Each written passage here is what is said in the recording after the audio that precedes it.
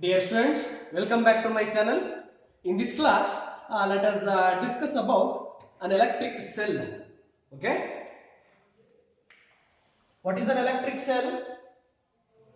But we don't have the construction and working of a cell here. We just have what is cell, what is its EMF, what is its terminal potential difference, and what is the internal resistance offered by an electric cell, like that. Only those things we are going to study in our syllabus. Okay, we don't have construction and working of cell. So you know about an electric cell. An electric cell is a device which converts chemical energy into what? Electrical energy. Okay, a device which converts chemical energy into electrical energy is said to be a cell. So if we take if we consider a cell, means it consists of three important parts. First one, as you know, this is a container. It may be made up of glass. Okay, I am discussing about simple type of cell. This is electrolytic solution, or simply electrolyte. It is an electrolyte, just like our H2SO4. Okay, so there will be two electrodes made up of two different metals. So just like one is made up of zinc, another one is made up of copper, like that. Okay, here one electrode will act as the anode, which is a positively charged one, and the other one will act as a cathode, that is negatively charged one. Okay, next. So this is the first important thing here, first important part of the cell, that is electrolytic solution, otherwise electrolyte. So these two are the what electrodes, called as anode and cathode respectively. Next, they are connected to an external resistor, and for the confirmation purpose I will take one small electric bulb, and I will also consider one ammeter. Okay, so in order to check whether the current is flowing through the circuit or not. Okay, so this is an external resistance. Here what happens, so you can also use one key here. As soon as the key K is closed, what happens? Electrolytic dissociation takes place. That is, here production of cations and anions will happen. Okay, so these are positively charged ions. Those are said to be cations, and they move towards this cathode, whereas the negatively charged ions, that is anions, will move towards this anode. As soon as the positive and negative ions reach the cathode and anode, what happens? So the current starts to flow through the external resistor. As soon as the current starts to flow through the external resistor, so this bulb will glow, which indicates that current is flowing through the circuit. Also, we can measure the electrical current here.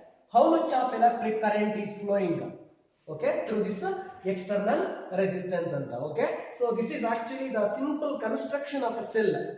Okay, so as I said earlier, cell is a device which converts chemical energy into electrical energy. So here in a cell, so it plays a very important role, that is electrolyte.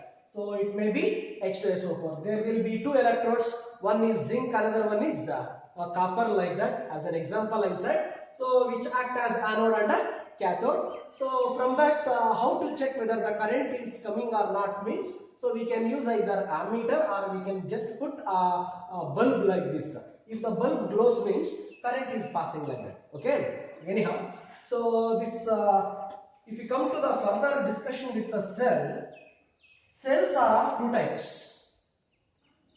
First one, primary cell, and the second one, secondary cell, as we guess. Okay, primary cell and secondary cell. This cell should not be confused with biological cell. Okay, so this cell is purely electrical cell which converts electrical energy into chemical energy into electrical energy. Okay, so cells are of two types, primary cells and secondary cells. Primary cells are the cells which cannot be recharged. Okay, so just like use and throw cells, the use and throw cells are said to be the primary cells. ಒಂದು ಸಾರಿ ಆ cell ಅನ್ನು use ಮಾಡಿದ್ಮೇಲೆ ಮತ್ತೆ ಮತ್ತೆ recharge ಮಾಡ್ಲಿಕ್ಕೆ ಆಗೋದಿಲ್ಲ. Okay, ಹಾಗಾದ್ರೆ ಇದು ಡೆಫಿನೇಷನ್ ಗೊತ್ತಿರುತ್ತೆ ನಿಮಗೆ. Secondary cell is a cell which can be recharged. Rechargeable cells are called secondary cells, whereas use and throw cells are called primary cells. So which cell is the example for primary cell? As you know, dry cell. Okay, dry cells, Daniell cells, Lackland cell, these are the examples for primary cells. ಒಂದ್ಸಲ use ಮಾಡಬಹುದು. Dry cell ಕತೆ ಗೊತ್ತಿರುತ್ತೆ ನಿಮಗೆ. Just like wrist watch ಗೆ ಅಥವಾ wall clock ಎಲ್ಲ ಹಾಕ್ತಿವಲ್ಲ, remote controls ಗೆ ಎಲ್ಲ, ಒಂದ್ಸಾರಿ ಯೂಸ್ ಮಾಡಿದ್ಮೇಲೆ ಅದನ್ನ ತೆಗೆದು ಬಿಸಾಕುವಂಥದ್ದು, ಮತ್ತೆ ಮತ್ತೆ ಯೂಸ್ ಮಾಡ್ಲಿಕ್ಕೆ ಬರಲ್ಲ ಅದನ್ನ. ಅಂತ ಸೆಲ್ಸ್ ನ ಏನಂತ ಕರೀತಾರೆ? ಪ್ರೈಮರಿ ಸೆಲ್ಸ್ ಅಂತ ಕರೀತಾರೆ. ಪ್ರೈಮರಿ ಸೆಲ್ಸ್ ಅನ್ನ ಯೂಸ್ ಅಂಡ್ ಥ್ರೋ ಸೆಲ್ಸ್ ಅಂತಾನೂ ಸಹ ಕರೀತಾರೆ. If you come to secondary cells, ಮತ್ತೆ ಮತ್ತೆ ನಾವು ರೀಚಾರ್ಜ್ ಮಾಡಬಹುದು. Best example, even a small baby also says, yes, the cell which is present inside the mobile phone. Okay, so a mobile phone ಗೆ ಹಾಕುವಂತ cell ಏನಿದೆ ಅದು lithium ion batteries ಅಂತ ಕರೀತಾರೆ. ಅದಕ್ಕೆ all lithium ion batteries are secondary cells. ಯಾಕಂದ್ರೆ ಪುನಃ ಪುನಃ ನಾವು ಅವುಗಳನ್ನ ರೀಚಾರ್ಜ್ ಮಾಡ್ಕೊಂಡು ಯೂಸ್ ಮಾಡಬಹುದು, ಚಾರ್ಜ್ ಮಾಡ್ಕೊಂಡು ಯೂಸ್ ಮಾಡಬಹುದು ಅಂತ. Okay, so lithium ion batteries.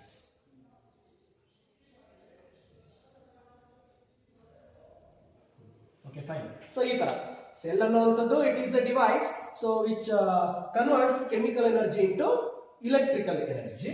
Cells are of two types, primary cell ಮತ್ತೆ ಸೆಕೆಂಡರಿ ಸೆಲ್. ಇದು ರೀಚಾರ್ಜ್ ಮಾಡಕ್ ಆಗದೆ ಇರುವಂತದ್ದು, ಇದು ರೀಚಾರ್ಜ್ ಮಾಡಬಹುದಾಗಿರುವಂತದ್ದು. Okay, next let's come to 3 important definitions regarding these cells. First one, EMF of a cell. EMF means, what is EMF ಅಂದ್ರೆ common ಆಗಿ ಎಲ್ಲರೂ ಇದನ್ನ ಎಕ್ಸ್ಪ್ಯಾಂಡ್ ಮಾಡಿ ಹೇಳ್ಬಿಡ್ತಾರೆ, ಎಲೆಕ್ಟ್ರೋಮೋಟಿವ್ ಫೋರ್ಸ್ ಅಂತ. ಬಟ್ ಇಲ್ಲಿ ನೋಡಿ, ಎಲೆಕ್ಟ್ರೋಮೋಟಿವ್ ಫೋರ್ಸ್ ಅಲ್ಲಿ ಫೋರ್ಸ್ ಇದೆ, ಬಟ್ ಆಕ್ಚುಲಿ ಎಲೆಕ್ಟ್ರೋಮೋಟಿವ್ ಫೋರ್ಸ್ ಅನ್ನುವಂಥದ್ದು ಫೋರ್ಸ್ ಅಲ್ಲ, actually it is the energy. Okay, ಅಥವಾ ವರ್ಕ್ ಡನ್ ಅಂತ ಹೇಳ್ಬಹುದು. See, I will consider a cell. Okay, if you come to the symbolic representation of a cell, cell ಅನ್ನು ನೋಡಿ ಹೀಗೆ denote ಮಾಡ್ತೀವಿ. ಆ ಲಾಂಗರ್ ಲೈನ್ ಪಾಸಿಟಿವ್ ಅಂತ ತಗೋತೀವಿ, ಶಾರ್ಟರ್ ಲೈನ್ ಅನ್ನ ನೆಗೆಟಿವ್ ಅಂತ ತಗೋತೀವಿ. Longer line represents high potential, that shorter line represents low potential ಅಂತ. ಸೊ ಹಾಗಾಗಿ the current will flow from positive terminal of the battery to the negative terminal of the battery outside the battery ಅಥವಾ cell. But inside the cell negative ಇಂದ positive ಹೋಗುತ್ತೆ, outside positive ಇಂದ negative ಬರುತ್ತೆ, inside negative ಇಂದ positive ಹೋಗುವಂತದ್ದು electric current. ಯಾಕೆ ಅಂದ್ಬಿಟ್ಟು ನಿಮ್ಗೆ ಇಲ್ಲಿ ಕ್ಲಿಯರ್ ಆಗಿ ಗೊತ್ತಾಗ್ತಿದೆ. ಸಿ, ಈ ಪಾಸಿಟಿವ್ ಇಂದ ಸ್ಟಾರ್ಟ್ ಆದಂತಹ ಒಂದು ಕರೆಂಟ್ ಔಟ್ಸೈಡ್ ಎಕ್ಸ್ಟರ್ನಲ್ ರೆಸಿಸ್ಟೆನ್ಸ್ ಮುಖಾಂತರ ಪಾಸ್ ಆಗಿ ನೆಕ್ಸ್ಟ್ ಈ ತರ ಹೊರಗಡೆ ಬರ್ತಿದೆ. ನೆಕ್ಸ್ಟ್ ಇಲ್ಲಿ ಏನಪ್ಪಾ ಆಗುತ್ತೆ ಅಂತಂದ್ರೆ ಕರೆಂಟ್ ಹೀಗೆ ಫ್ಲೋ ಆಗುತ್ತೆ. ಬಟ್ ಇಲ್ಲಿ ಆಕ್ಚುಲಿ ಒಂದು CET ಪಾಯಿಂಟ್ ಅನ್ನ ಡಿಸ್ಕಸ್ ಮಾಡೋದಾದ್ರೆ ಬ್ಯಾಕ್ EMF ಅಂತ ಒಂದು ಕಾನ್ಸೆಪ್ಟ್ ಬರುತ್ತೆ. ಏನು? ಬ್ಯಾಕ್ EMF ಅಂತ. ಸೊ ಹಾಗಾಗಿ ನಾನು ಹೇಳಿಲ್ಲ, ಈಗಲೇ EMF ತಿಳ್ಕೊಂಡು ಆಮೇಲೆ ಬ್ಯಾಕ್ EMF ಅನ್ನ ಡಿಸ್ಕಸ್ ಮಾಡಬೇಕಾಗ್ತದೆ. ಸೊ ಈ ಬ್ಯಾಕ್ EMF ಅನ್ನುವಂಥದ್ದು ಏನಪ್ಪಾ ಅಂತಂದ್ರೆ, ಆಕ್ಚುಯಲ್ EMF ಬಂದು ಕರೆಂಟ್ ಬಂದು ನೋಡಿ ಹೀಗೆ ಫ್ಲೋ ಆಗ್ತಿದೆ, ಬಟ್ ಈ ಕರೆಂಟ್ಗೆ ಆಪೋಸಿಟ್ ಡೈರೆಕ್ಷನ್ ಅಲ್ಲಿ ಇಲ್ಲಿಂದ ಇಲ್ಲಿಗೆ ಒಂದು EMF ಡೆವಲಪ್ ಆಗುತ್ತೆ. ಓಕೆನಾ? ಸೊ ಅದನ್ನ ಏನಂತ ಕರೀತಾರಪ್ಪ ಅಂತಂದ್ರೆ ಬ್ಯಾಕ್ EMF ಅಂತ ಕರೀತಾರೆ. Okay, C, EMF of a cell. If we come to the EMF of a cell concept,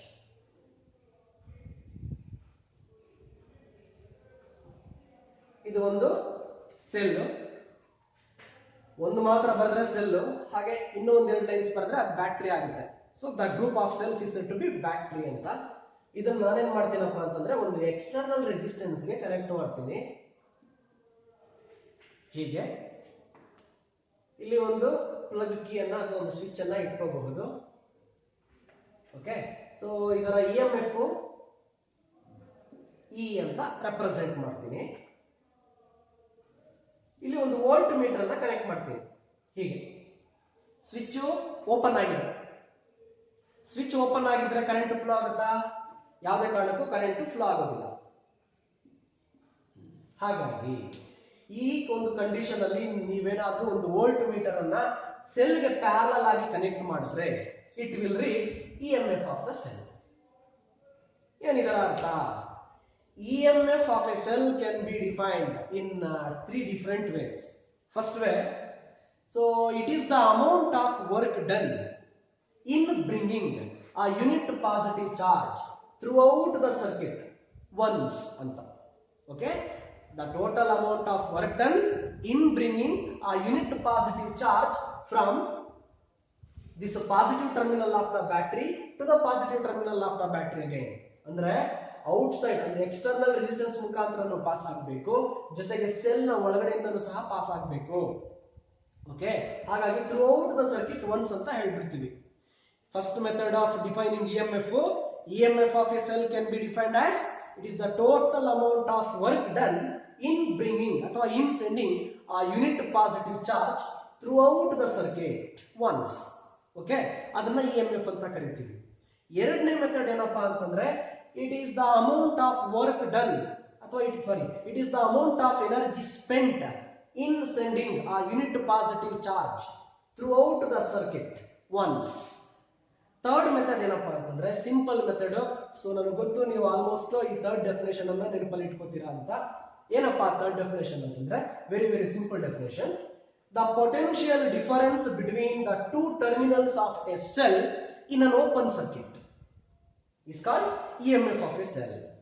Okay, the potential difference between two terminals of the cell in an open circuit ಅಥವಾ circuit is called EMF of the cell. ಏನಿದು open circuit ಅಂದ್ರೆ? Open circuit ಅಂತಂದ್ರೆ so current draw ಆಗ್ತಾ ಇಲ್ಲ cell ಇಂದ, external resistance current ಅನ್ನ ತಗೊಂತಾ ಇಲ್ಲ cell ಇಂದ ಅಂತ. ಓಕೆನಾ? ಸೊ ಇದ್ರೊಳಗಡೆಗೂ ಇದ್ರೊಳಗಡೆಗೂ ಹೋಗುತ್ತೆ ಕರೆಂಟ್ ಒಂದ್ ಸ್ವಲ್ಪ, ಬಟ್ ಅದನ್ನ ನಾವು ನೆಗ್ಲೆಕ್ಟ್ ಮಾಡ್ತೀವಿ. ಓಕೆ, ಯಾಕಂದ್ರೆ ಒಂದು ಟಿಪಿಕಲ್ ವೋಲ್ಟ್ ಮೀಟರ್ಗೆ ರೆಸಿಸ್ಟೆನ್ಸ್ ಬಂದು ಇನ್ಫಿನಿಟಿ. ಒಂದು ಐಡಿಯಲ್ ವೋಲ್ಟ್ ಮೀಟರ್ಗೆ ರೆಸಿಸ್ಟೆನ್ಸ್ ಬಂದು ಇನ್ಫಿನಿಟಿ ಇರ್ತದೆ.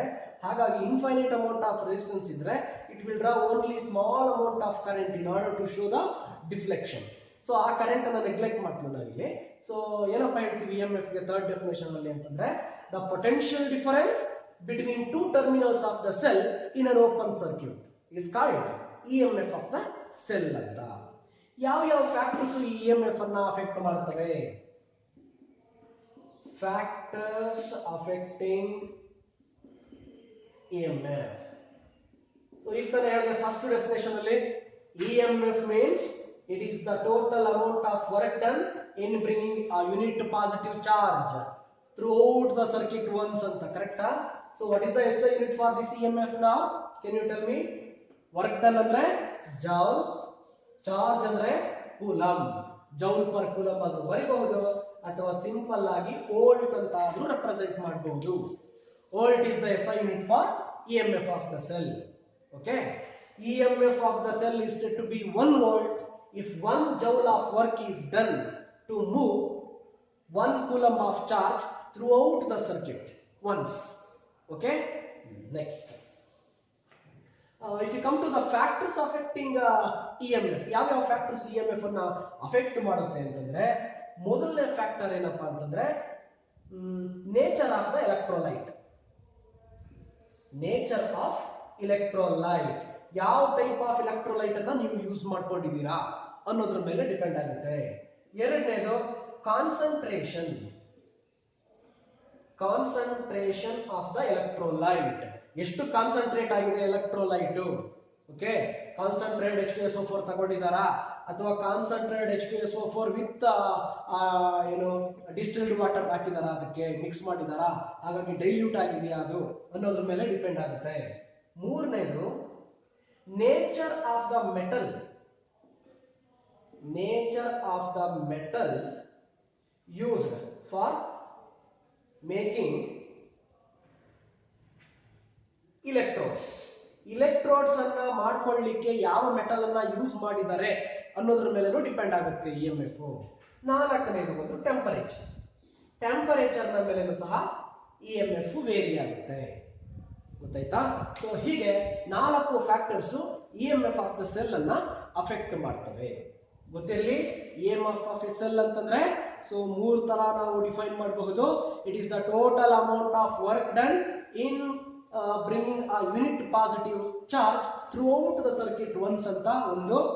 It is the total amount of energy spent in moving a unit positive charge throughout the circuit once ಅನ್ನುವಂಥದ್ದು ಒಂದು. ಇನ್ನೊಂದು ಬಂದು it is the potential difference between two terminals of the cell, so in an open circuit, that is when no current is drawn from it ಅಂತ. Okay, so ಹೀಗೆ EMF ಬಗ್ಗೆ ನಾವು discuss ಮಾಡ್ತೀವಿ syllabus ಅಲ್ಲಿ. ನೆಕ್ಸ್ಟ್, ಸೊ ಅದೇ ತರ terminal potential difference ಅಥವಾ terminal PD ಅಂತ ಕರಿತೀವಿ. Terminal PD of a cell ಹೆಸರಲ್ಲೇ ಅರ್ಥ ಇದೆ. ಟರ್ಮಿನಲ್ ಅಂದ್ರೆ ಎರಡು ಎಲೆಕ್ಟ್ರೋಡ್ಸ್, PD ಅಂದ್ರೆ ಪೊಟೆನ್ಷಿಯಲ್ ಡಿಫರೆನ್ಸ್. EMF ಆದ್ಮೇಲೆ ನಾವು ಇದನ್ನ ಡಿಸ್ಕಸ್ ಮಾಡ್ತಾ ಇದ್ದೀವಿ.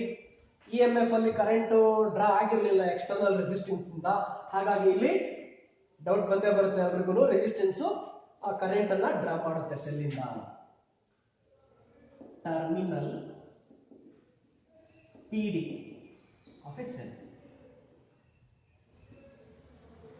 ಸೇಮ್ ಸರ್ಕ್ಯೂಟ್ ನ ಬರೀತೀನಿ, ಬಟ್ ಏನಾಗಿರ್ಬೇಕು, ಸ್ವಿಚ್ ಕ್ಲೋಸ್ ಆಗಿರ್ಬೇಕು.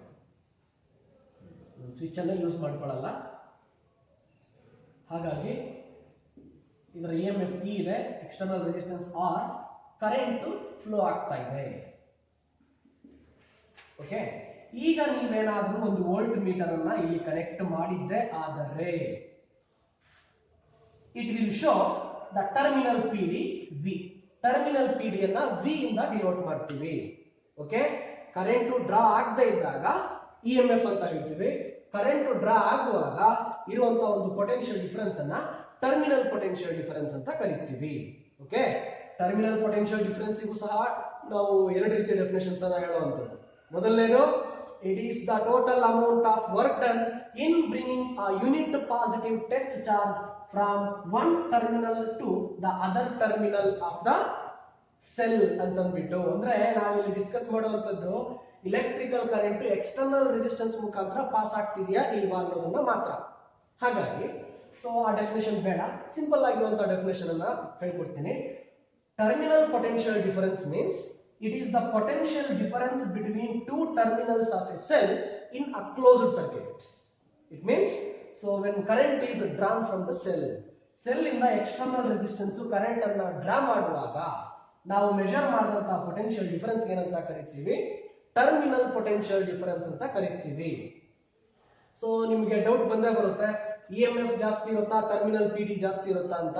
ಆಬ್ವಿಯಸ್ಲಿ ನಾವು ಡಿಸ್ಕಸ್ ಮಾಡ್ತಾ ಇರುವಂತಹ ಎರಡು ಕೇಸ್ಗಳು ಬಂದು ಡಿಸ್ಚಾರ್ಜಿಂಗ್ ಕೇಸಸ್. ಡಿಸ್ಚಾರ್ಜಿಂಗ್ ಕೇಸಸ್ ಅಂತಂದ್ರೆ ಈಗ ಮೊಬೈಲ್ ನ ನಾವು ಫುಲ್ ಆಗಿ ಚಾರ್ಜ್ ಹಾಕೊಂಡು ಫೋನಲ್ಲಿ ಮಾತಾಡುವಾಗ ಏನಾಗ್ತಿರುತ್ತೆ, ಬ್ಯಾಟ್ರಿ ಡಿಸ್ಚಾರ್ಜ್ ಆಗ್ತಿರುತ್ತೆ. ಆ ಕಂಡೀಷನ್ ಅಲ್ಲಿ EMF ಟರ್ಮಿನಲ್ PD ಗಿಂತ ಜಾಸ್ತಿ ಇರುತ್ತೆ, ಗೊತ್ತಿರಲಿ, ಡಿಸ್ಚಾರ್ಜಿಂಗ್ ಕೇಸಲ್ಲಿ. ಓಕೆ, ಚಾರ್ಜಿಂಗ್ ಕೇಸ್ನಲ್ಲಿ ಅದೇ ಬ್ಯಾಟ್ರಿಯನ್ನ ಚಾರ್ಜ್ ಮಾಡುವಾಗ ಟರ್ಮಿನಲ್ PD ಜಾಸ್ತಿ ಇರುತ್ತೆ EMF ಗಿಂತ. ಅದು ಹೇಗೆ ಅಂತ ಅಂದ್ಬಿಟ್ಟು ನಿಮ್ಗೆ ನೆಕ್ಸ್ಟ್ ಕ್ಲಾಸ್ ನಲ್ಲಿ ಗೊತ್ತಾಗುತ್ತೆ. ಒಂದು 3 ಮಾರ್ಕ್ ಇಂಪಾರ್ಟೆಂಟ್ ಡಿರೈವೇಶನ್ ಮಾಡ್ತೀವಿ. ಆ ಡಿರೈವೇಶನ್ ಮಾಡುವಾಗ ನಾನು ಹೇಳ್ತೀನಿ ಹೇಗೆ ಅಂತ ಅಂದ್ಬಿಟ್ಟು. Okay, until then please remember EMF is always greater than terminal PD in case of discharging. Okay, fine. ಈ ಟರ್ಮಿನಲ್ PD ಅನ್ನ V ಅನ್ನುವಂತ ಒಂದು ಲೆಟರ್ ಇಂದ ಡಿನೋಟ್ ಮಾಡ್ತೀವಿ. ಇದಕ್ಕೂ ಸಹ SI ಯೂನಿಟ್ ಏನ್ ಬರುತ್ತಪ್ಪ ಅಂತಂದ್ರೆ ವೋಲ್ಟ್ ಅಂತ ಬರುತ್ತೆ. ಓಕೆನಾ? ಸೊ EMF ಗೂ ಟರ್ಮಿನಲ್ PD ಗೂ ಇರುವಂತ ಒಂದು ಕಾಮನ್ ಡಿಫರೆನ್ಸ್ ಏನಪ್ಪಾ ಅಂದ್ರೆ ಎರಡೂ ಪೊಟೆನ್ಷಿಯಲ್ ಡಿಫರೆನ್ಸ್ಗಳೇ, ಬಟ್ ಅದು ಓಪನ್ ಸರ್ಕ್ಯೂಟ್ ನಲ್ಲಿ, ಇದು ಕ್ಲೋಸ್ಡ್ ಸರ್ಕ್ಯೂಟ್ ನಲ್ಲಿ. ಗೊತ್ತಾಯ್ತಾ? Okay, fine. ನೆಕ್ಸ್ಟ್, ಮೂರನೇ ಇಂಪಾರ್ಟೆಂಟ್ ಕಾನ್ಸೆಪ್ಟ್ ನಾವು ಡಿಸ್ಕಸ್ ಮಾಡಬೇಕಾಗಿರುವಂತದ್ದು ಏನಪ್ಪಾ ಅಂತಂದ್ರೆ internal resistance of a cell. Internal resistance of a cell.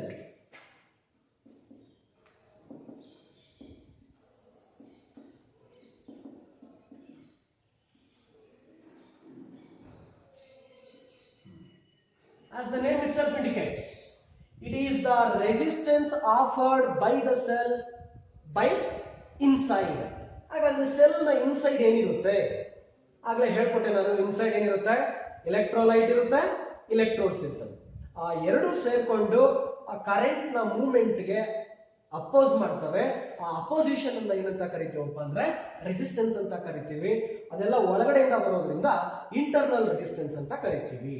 Okay, so internal resistance of a cell ಅನ್ನ ಸ್ಮಾಲ್ ಆರ್ ಇಂದ ಡಿನೋಟ್ ಮಾಡ್ತೀವಿ. Please remember, a cell with internal resistance is denoted like this. ಹೀಗೆ denote ಮಾಡ್ತೀವಿ. ಇದು EMF, ಇದು R ಅಂತ ಅಂದ್ಬಿಟ್ಟು ಒಟ್ಟಾರೆ ಇದನ್ನ ನಾವು ಸೆಲ್ ಅಂತ ಕರೆಯೋದು.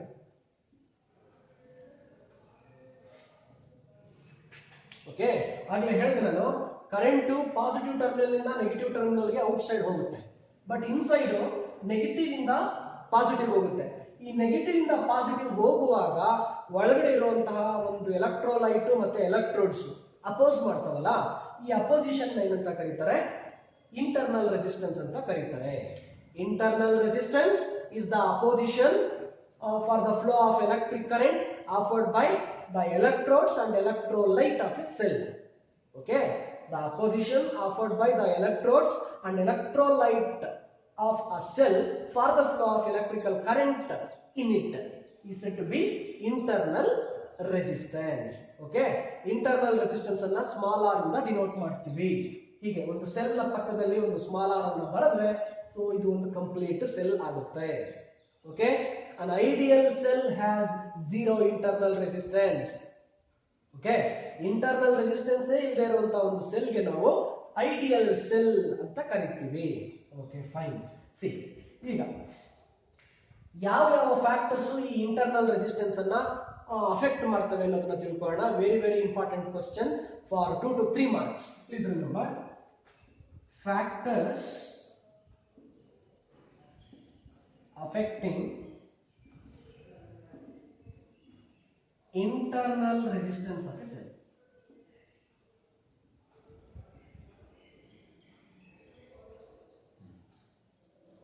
ಮೊದಲನೇದಾಗಿ ನೇಚರ್ ಆಫ್ ದ ಎಲೆಕ್ಟ್ರೋಲೈಟ್. ಯಾವ ಒಂದು ಎಲೆಕ್ಟ್ರೋಲೈಟ್ ಅನ್ನ ನೀವು ಯೂಸ್ ಮಾಡ್ಕೊಂಡಿದ್ದೀರಾ ಸೆಲ್ ಒಳಗೆ ಅನ್ನುವಂತ ಒಂದು ಫ್ಯಾಕ್ಟರ್ ಇಂಟರ್ನಲ್ ರೆಸಿಸ್ಟೆನ್ಸ್ ಅನ್ನ ಅಫೆಕ್ಟ್ ಮಾಡುತ್ತೆ. ಎರಡನೇದು ಕಾನ್ಸಂಟ್ರೇಷನ್ ಆಫ್ ದ ಎಲೆಕ್ಟ್ರೋಲೈಟ್.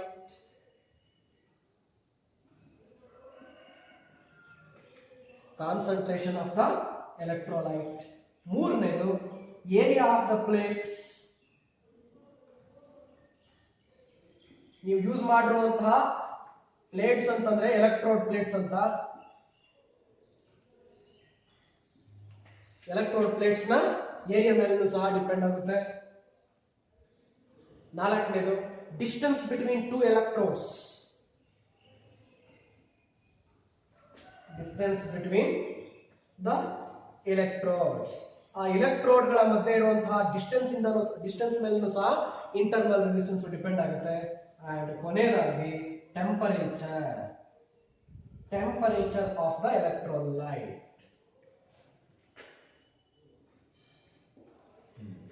ಜಾಸ್ತಿ ಹೊತ್ತು ಯೂಸ್ ಮಾಡಿದ್ದೆ ಆದ್ರೆ ಎಲೆಕ್ಟ್ರೋಲೈಟ್ ಹೀಟ್ ಆಗಿಬಿಟ್ಟು ಸೊ ರೆಸಿಸ್ಟೆನ್ಸ್ ಸಹ ಇನ್ಕ್ರೀಸ್ ಆಗುತ್ತೆ. ಓಕೆನಾ? ಸೊ ಹಾಗಾಗಿ ಈ 5 factors internal resistance offered by the cell ಅನ್ನ ಅಫೆಕ್ಟ್ ಮಾಡ್ತವೆ. ಪ್ಲೀಸ್ ರಿಮೆಂಬರ್, ನೋಡಿ ಇವೆರಡಕ್ಕೂ ಕಾಮನ್ ಆಗಿ nature of the electrolyte, concentration of the electrolyte, so ಈ ಎರಡು ಇರುತ್ತೆ. ಮೂರನೇದು ಟೆಂಪರೇಚರ್ ಸಹ ಇರುತ್ತೆ. ಹಾಗಾಗಿ ಇದು ಒಂದು ಕ್ವೆಶ್ಚನ್ಗೆ ನೀನು ಪ್ರಿಪೇರ್ ಆಗಿದ್ದೆ ಅಂದ್ರೆ ಈ 3 ಪಾಯಿಂಟ್ಸ್ ಅನ್ನ ಇದಕ್ಕೂ ಸಹ ಬರೀಬಹುದು. ಯಾವ ಫ್ಯಾಕ್ಟರ್ಸ್ ಇಂಟರ್ನಲ್ ರೆಸಿಸ್ಟೆನ್ಸ್ ಅನ್ನ ಅಫೆಕ್ಟ್ ಮಾಡುತ್ತೆ ಅಂತಂದ್ರೆ, ಮೊದಲನೇದಾಗಿ nature of the electrolyte, concentration of the electrolyte, area of the plates of the electrolyte, I mean electrodes.